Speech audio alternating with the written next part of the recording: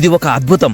ఒక తండ్రి తన కొడుకు ప్రాణాపాయ స్థితిలో ఉంటే చాలా మంది డాక్టర్ దగ్గరికి తీసుకెళ్లాడు. అయితే అక్కడ ఉండే డాక్టర్లు ఆ బాబుని చూసి ఆ బాబుని బ్రతికించలేమని చెప్పేసి అక్కడ ఉండే డాక్టర్లు తెగేసి చెప్పేశారు. అయితే ఏం చేయాలో తోచక ఆ తండ్రి ఏ దిక్కు లేని వాడికి ఆ భగవంతుడే దిక్కు అని చెప్పేసి ఆ తండ్రి పూరి జగన్నాథ స్వామి క్షేత్రానికి తీసుకొచ్చాడు. అయితే ఆ గుడి దగ్గర మోకరిల్లి తన కొడుకుని ఆ పూరి జగన్నాథ స్వామి ఒడిలో పడుకోబెట్టాలని చెప్పేసి ఆ తండ్రి ఏడుస్తూ ఉండిపోయాడు. అక్కడ ఉండేవాళ్ళు ఆ తండ్రి బాధ చూసి అందరూ కలిసి అక్కడ ఉండే వారిని ఒప్పించి ఆ బిడ్డని ఆ పూరి జగన్నాథ స్వామి ఒడిలో పడుకోబెట్టారు. అప్పుడే ఒక అద్భుతం జరిగింది. ఆ స్వామి ఒడిలో పడుకోబెట్టిన ఆ బిడ్డ శరీరంలో కదలిక మొదలైంది. నిజంగా ఏ దిక్కు లేని వాడికి ఆ దేవుడే దిక్కు అని చెప్పేసి మరోసారి నిరూపించావు స్వామి.